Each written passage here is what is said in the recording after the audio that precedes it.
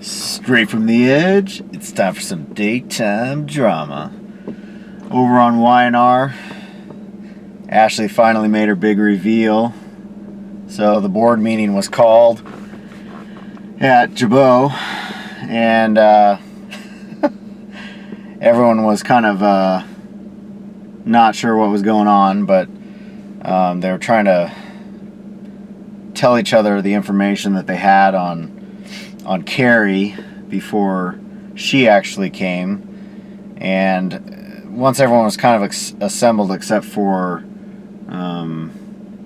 Kyle and Abby, Carrie came in and she basically dropped the act and revealed that she was Dominique, the intern that she supposedly hired, and that the patents basically were not of her. She's an imposter, so there is a real Carrie. So Ashley did come in and reveal that she was the accomplice and behind the whole operation. And this, sent everything into a spiral for power.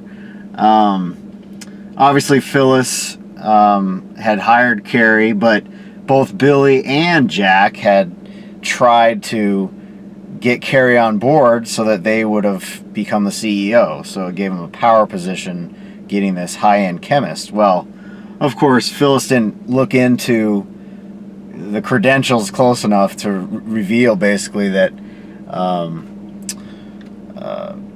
Carrie was Dominique and that it wasn't even the same person.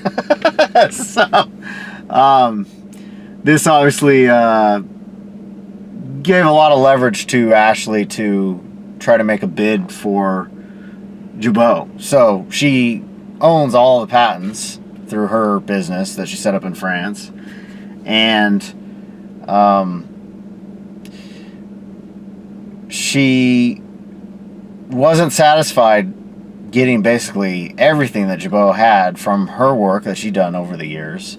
And it almost seems like she is more interested in having some kind of, not necessarily revenge, but just showing that she can be in the dominant power at work. And so of course Jack gets together with saying basically there's no way that we're going to do this deal, and so they assemble all the other board members. Ashley leaves, drops her proposal on the ground because nobody will take it from her. And I think before this though, Abby and Kyle did show up, so they got to see kind of the aftermath of all of this going on. And of course Abby's kind of trying to distance herself a little bit from her mom because she realizes what kind of situation they're all going to be in now. And okay, so she leaves. They're scrambling to try to figure out who and what they should follow going forward, because basically Jabot has no products. They have this huge ad campaign going on that they don't have anything to back it up with. And Ashley really screwed them over big time. So of course Jack's like, no way, there's no way we can do this. You're essentially, it's blackmail, and just because Ashley was able to infiltrate the organization doesn't mean that they should kowtow to it. It's competition, so let's go at this. Of course, you have varying opinions around. I think Tracy was kind of more leaning towards Ashley, and of course Kyle's leaning towards his father, and nobody wants to side with Ashley after what she's done. And the main argument, though, basically for going with Ashley is that the company could survive instead of being maybe sold off if it fails in bankruptcy. So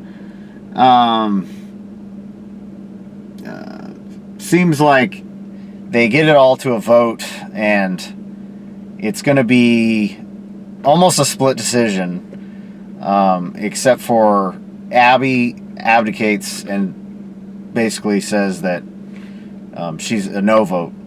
So Kyle, it seems like, no, Kyle wasn't the last vote. It ended up being Billy. And Billy said to Jack, we'll go all the way, 100%. And there's no doubt in his mind that he'd go with his brother. They gave a big bear hug. It was a really nice, sweet moment because they've had so much struggle over fighting at work and over Phyllis and just so many different things. It was nice to see him back up his brother, and Jack got the CEO position back. Of course, they had a vote just prior to that to oust Phyllis, and even though they all were, thinking that Carrie was the legitimate person, so had any one of them been the CEO, this would have happened to them. But they take the opportunity to take her out, and they had been trying to figure out a way to get rid of her before this because it's a family business. They want to be in charge. And so, the next day you have Jack sitting in his chair, and they had the angle just right where it reminded you of all the years that Jack's been in the CEO chair, and felt very comfortable and everything. And of course, Phyllis is coming in looking for her severance package, and he said, well, you were fired with cause, so you're not going to get that parachute. And she felt he was a little smug, there, but he was saying, you'll land on your feet.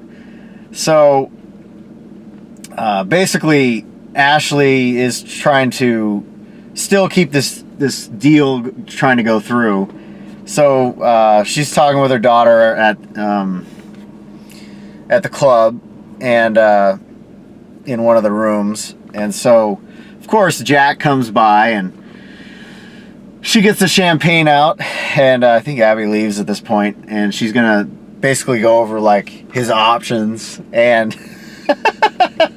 he thanks her because she did in one fail, swoop in there, ousted essentially Phyllis, or made it possible to oust her, and he says thank you to her.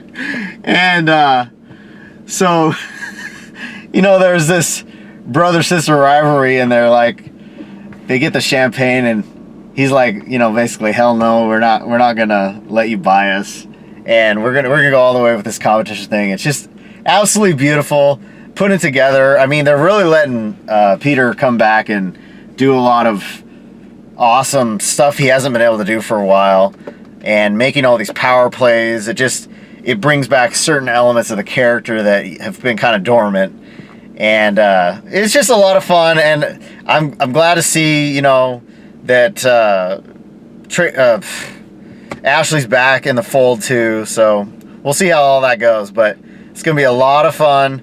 Oh, and they were brainstorming later. So Jack and Billy were at the Abbott estate, and Kyle and Summer come down, and they're kind of listening in, and well, of course, Summer's back over at Newman, and so she's not technically supposed to be involved with their meetings, but they're trying to brainstorm to come up with cost-cutting measures and then effective ways to get product out. So, of course, they're going to go more of a fashion route instead of cosmetics for a little while. And so, of course, Summer and Kyle are mentioning that, well, all these vloggers and what do you call it, influencers is the other word they use. You should try to gravitate towards working online and cut the cost significantly, so you have all this unboxing stuff and be more with the times, I guess. And so, of course, they're listening, and they do say this is a great idea, because this is Summer's idea. And she says, I'm an Abbott now, so here it is. And they have some concerns about who they might turn it over to, because they want to have, obviously, good review of whatever products they're going to send out for unboxing. But they still wanted to do some traditional advertising because they are a traditional company. So they're kind of trying to feel out where their role is in the future, you know. So cool stuff. And Kyle and Summer head over at some point to talk to Phyllis because she's next on the list to tell about the liver.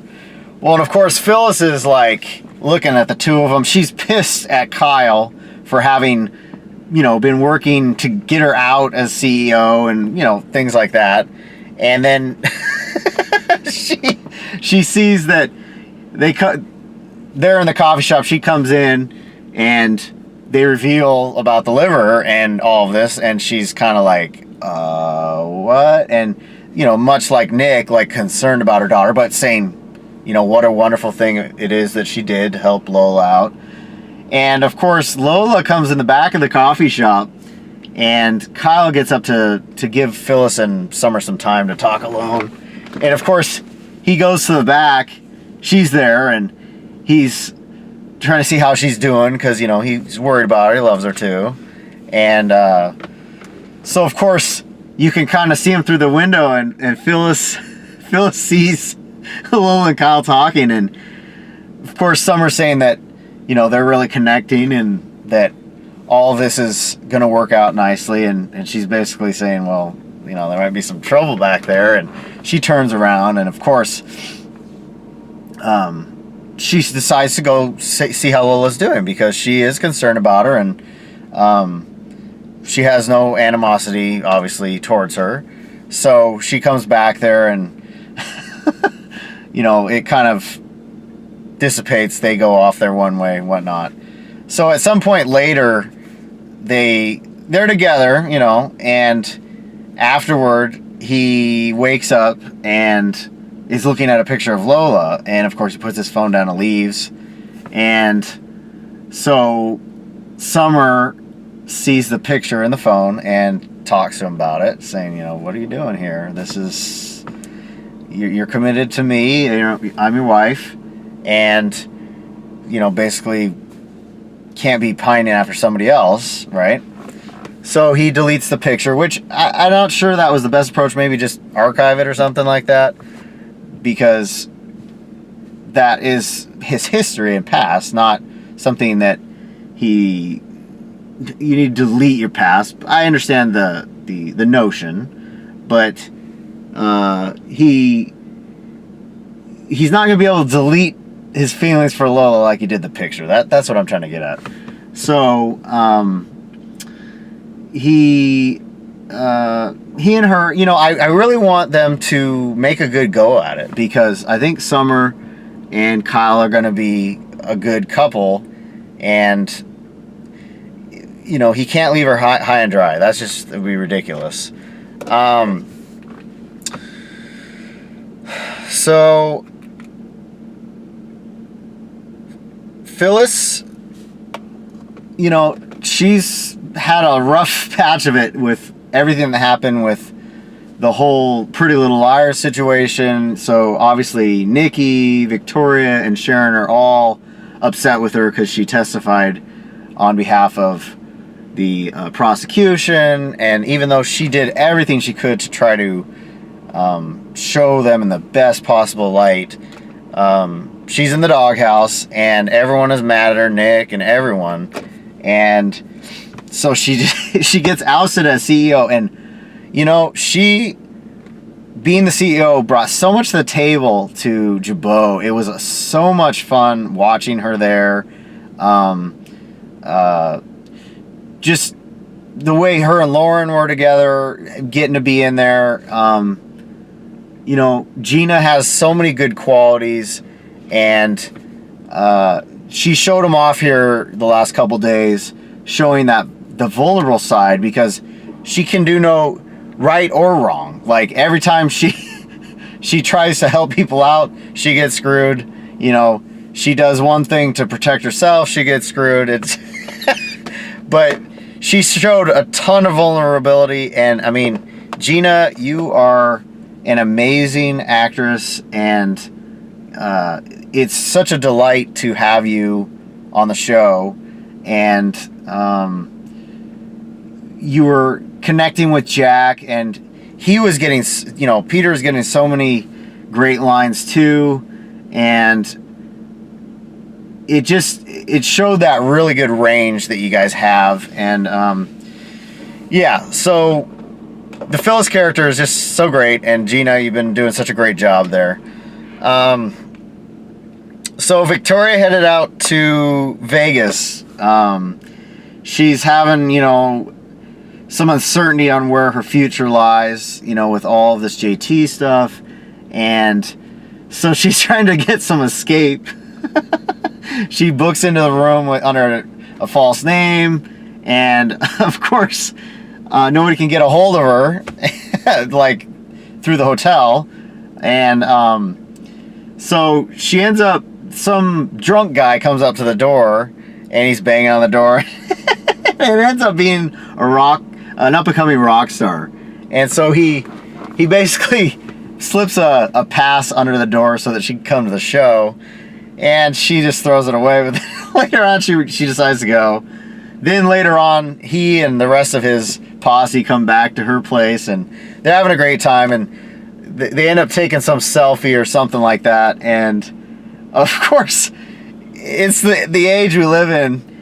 She can't hide her face. And so everyone back at town, at Genoa City, they find out about it. Of course, Billy sees the picture, and he's tries to call again at some point later, and she's kind of like, well, what's up, and he's like, oh, the kids.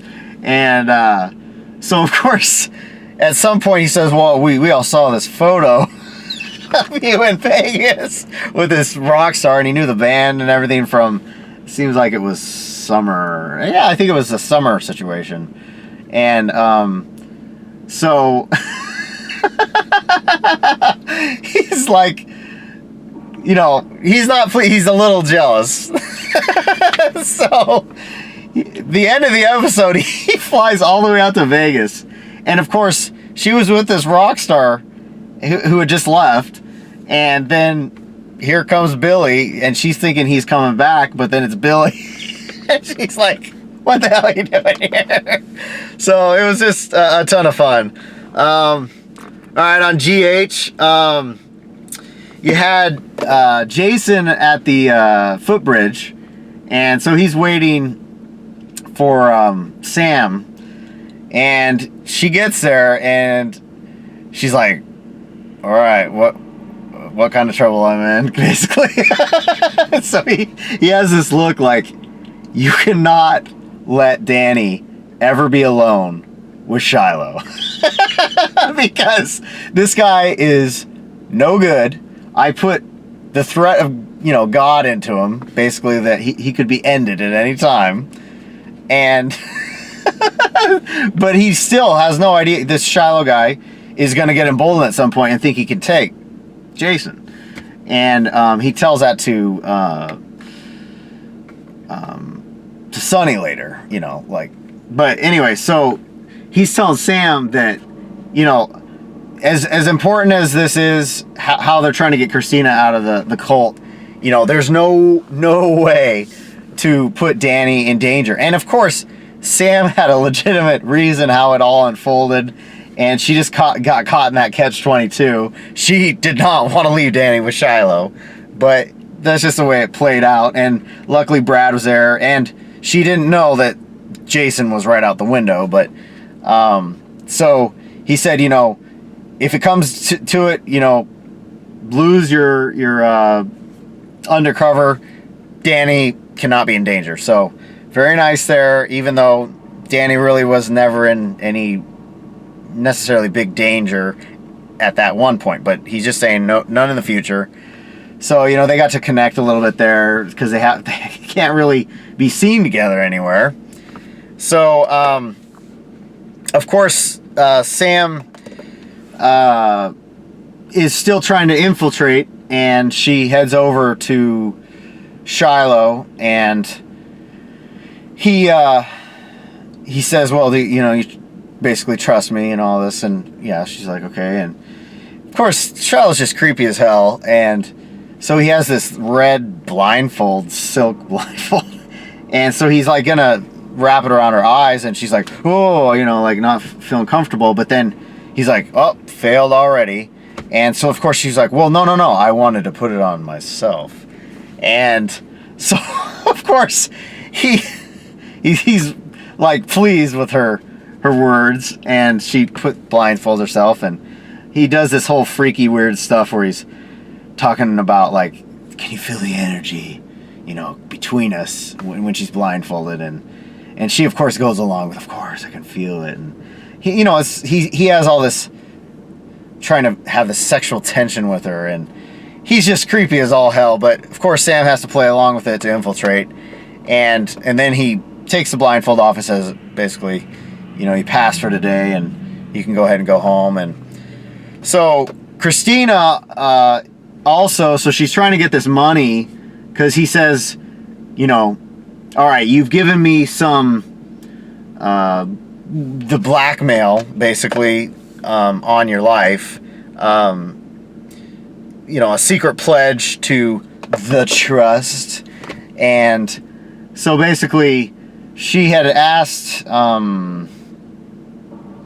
Julian Jerome if she could get an advance on her pay, at the bar. And so of course they're at Charlie's, and her brother overhears what's going on, and so he's had talked to Sonny, his dad, and he told him that so Michael is the one guy that tries to help people, and that's one of the things that he actually admits is his weakness. Not that he needs help from people, but that he's the one trying to help people. And so anyway, he tells Sonny that he thinks he can help Christina by giving her an exit, and feel comfortable, like not saying "I told you so" sort of thing about this cult, and just be that friendly family person that she needs when she does find that exit. So so he's trying to see what's up with Christina and try to help her out, and he's overhearing this money thing, and she's saying, well, basically he loaned her money for the school stuff, and he's like, well, I don't need the money, I'm here as your brother, trying to be supportive and everything. And so of course he's sitting eating, and he sees Julian come out and give her the 10 grand, and she of course takes it. She hugs Julian, kisses him on the cheek and everything, because she didn't want to go to her dad for the money, because remember what had happened before. She'd gone there and she's thinking her dad was supportive. Well, of course Sonny wants to take this guy out knowing what he is, and he's read the book and everything, but he'd had Alexis over, her mother, and she'd called, of course, Jordan to make sure that nothing happened to Shiloh, and trying to keep Sonny in check, I guess. But then of course Sonny's like, I wasn't saying that I was going to do that, and she's like, oh good. But anyway, so everyone's on the case to try to get Christina out of there, and so Michael of course is watching all this unfold, and Christina takes the money back to Shiloh, and it's a whole bunch of mess. And there's a scene where Jason and Sonny get together, basically talking about this, like Sam needs a little bit more time to get in here, and they don't want to take out Shiloh and then have Christina completely blame them for it and never move on from this point in her life. And of course they are saying, though, like, if this guy makes a move at all, like, he's done. And but yeah, it's just a total mess. So Now, Josslyn and Oscar are over on the footbridge later, and they're trying to celebrate some kind of little anniversary, it seems like, of theirs.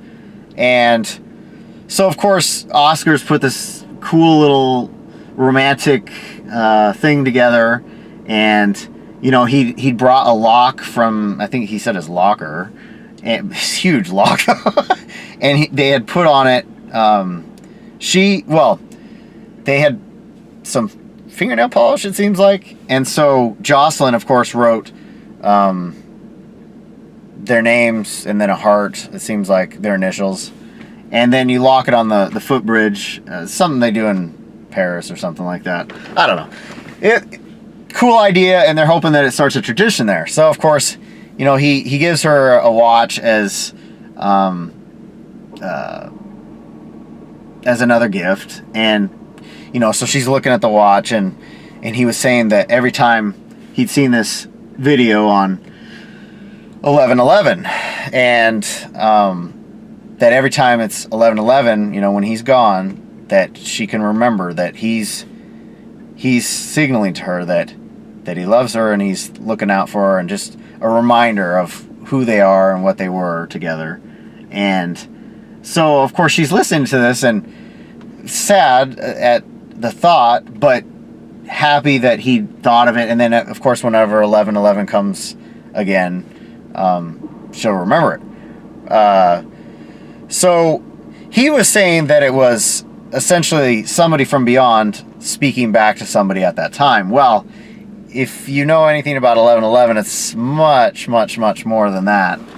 I mean, you're talking about basically, when you see 11/11, it's basically revelations, and, you know, knowing, and you're talking about synchronicity. It's not just 11/11, you know.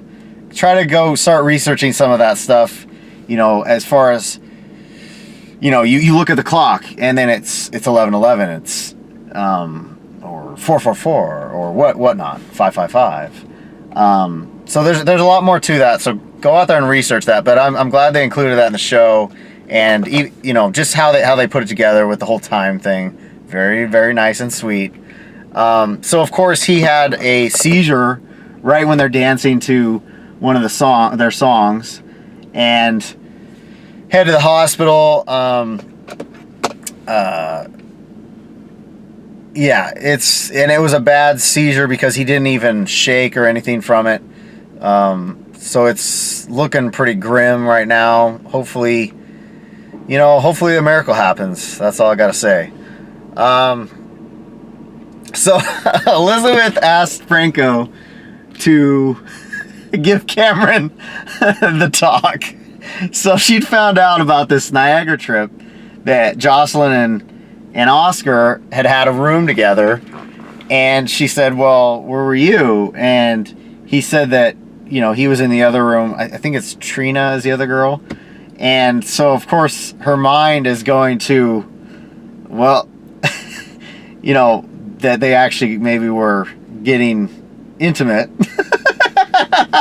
And so, you know, she's obviously said things to him because she's his mother, but there's not really a father figure around right now to talk to him. So she says to Franco, you know, I need somebody to give him the talk.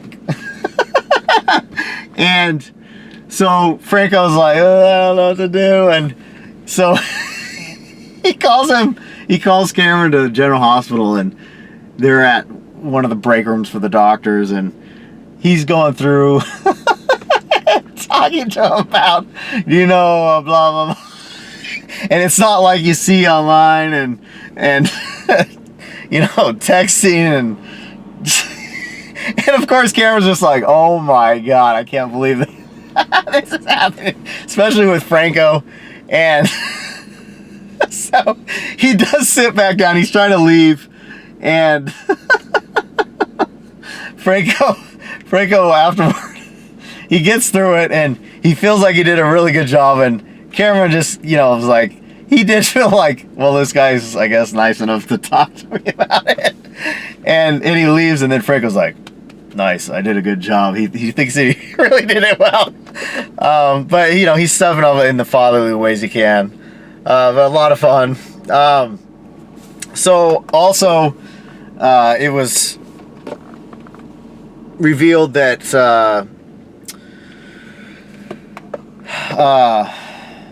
the case on Ryan had a new development.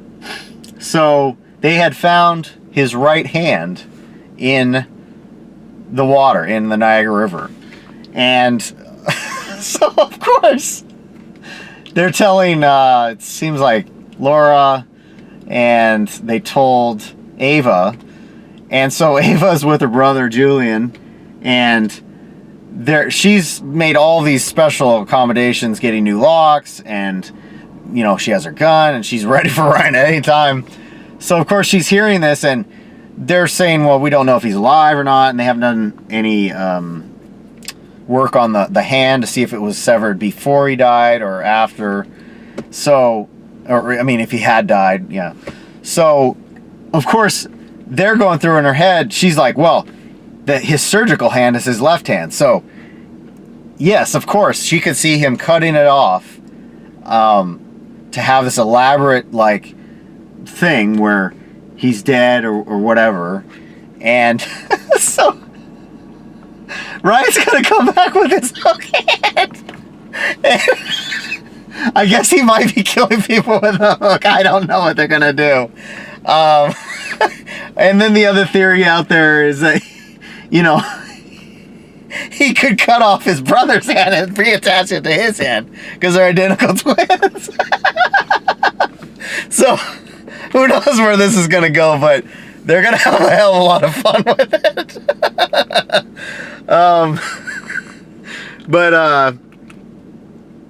Yeah, so that looks like pretty much it for now. But Laura and Ava they call each other up because they're both, on the lookout, and they're not going to mess around with any of this Ryan business. All right, over on Bold, Bill and Katie, they had their blind dates together. And so they called a meeting of everyone together over at Katie's. And, of course, they had the usual suspects there.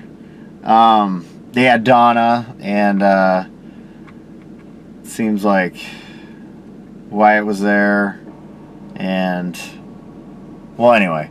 So they went through all the people and realized that it wasn't them. And then Bill and Katie looked at each other, and they realized that it was Will. So they went up to talk to him, and they basically told him that the dinner cost all this extra money, and he, had this big eyes like, oh my gosh, wait, it didn't cost that much. So they tripped him up in the lie, knowing that he'd fall for it. And so, they're like basically saying, you can't do this anymore, but they understand his sentiment. And, Bill even said, you know what you want and you just go for it. And so it's just an awesome little scene. They're getting the family back together. And then, of course, they come back downstairs, and Bill, he says, none of you boneheads could have put this together. Of course, it was Will. And so he said, get the hell out of here. And all of them. And then they had kind of like a little family together time. So Ridge had to talk to Thomas a little bit, because basically him being so close to Hope and her vulnerability over the loss of Beth, obviously Brooke is seeing what Taylor wants to do, breaking up Liam and Hope, and then try to get Thomas to be with Hope. And so she was telling Ridge about this, and he had to talk to his son, being like, this is a married woman. Hope, is vulnerable. And so, of course, Thomas is like, of course, basically like he would never do such a thing. And he's dealing with the loss of Caroline, and, trying to help his son. And that's the last thing on his mind. And but it was just nice that Ridge did it in a very fatherly, like, just be careful, you know, this is a married woman, be careful, and treat her, you know, with the utmost respect and everything. So Quinn, of course, continues to sideline Sally, and Sally's there on this new business venture at Forrester, and, you know, she doesn't want to have any trouble, and so she goes in to talk to Quinn, and Quinn's like, why are you here? You know, like, this isn't, Wyatt's not here. And so Sally, you know, she's like, I am dating your son, and basically you need to get with the times. She's as respectful as she can possibly be. She knows that there are all these wonderful women that Wyatt's dated, but that they were together, and that Quinn needed to respect that. And so, of course, Quinn's just writing it off and, you know, continuing her disrespect. But then Sally's saying, well, we have to work together. And she's like, well, what does jewelry have to do with athletic wear? And, of course, Sally's like, do you know anything about athletic wear? You dress it up when you're not working out. Come on. You got your bracelets and all that stuff. So she, you know, called her out on it, but pretty funny. So Wyatt is, you know, trying to help Flo out, and he's doing a little too much, you know, because there's a fine line between being a friend and, you know, connecting too much. So he has Sally, who he loves, and now he's connecting too much with Flo, his ex-girlfriend from, 10 years ago or whatever. So he heads down to the Bikini Tiki bar, and, you know, Flo's working there in the bar. Whew. Nice looking girl. She is absolutely beautiful, and you have so much acting ability, and just all of that together. You're just so much a good part of this going forward with the show, and yeah, it's just a lot of fun.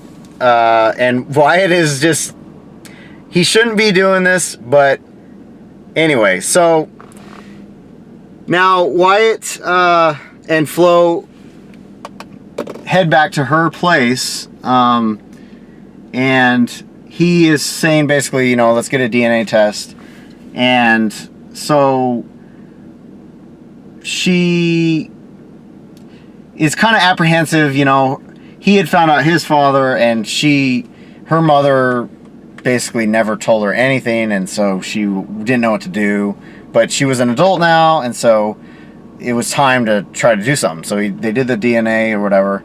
But, of course, you have Denise Richards joining the cast, and she's Flo's mother in the show. And so she's connecting with Quinn. Well, of course, Quinn's saying, you know, she finally did tell Wyatt that that Bill was the father. And so you have Flo's mom going, what? And that's the end of the week. So, I mean, it's looking like Bill might be the father of both kids. So, at some point, you know, Wyatt and Flo, as sister and brother, were together in some capacity. So, you know, a lot of trouble might be coming out of this. And this happens, though, in reality, where people don't know their brother and sister out there in the world, and they meet each other and are attracted to each other for some reason, and they don't necessarily realize right away. So they are tapping into some real stuff, if that's where they decide to go. But it's going to be a lot of fun either way with Denise on the show. And just so many good characters. I mean, Flo is such a great addition to the cast and rounds out that age group, because they needed some more people, because it's very top heavy, and it just, going forward, you're going to have more storylines, and hopefully they can bring more people in, you know, even a little bit around Sally and her, you know, getting Coco back and getting little more rounded age groups. I mean, this is what you need for these shows to keep going with different age groups. So yeah, it's good to see her on there, and just so much fun with all the drama. Anyway, a lot of drops. Keep researching out there.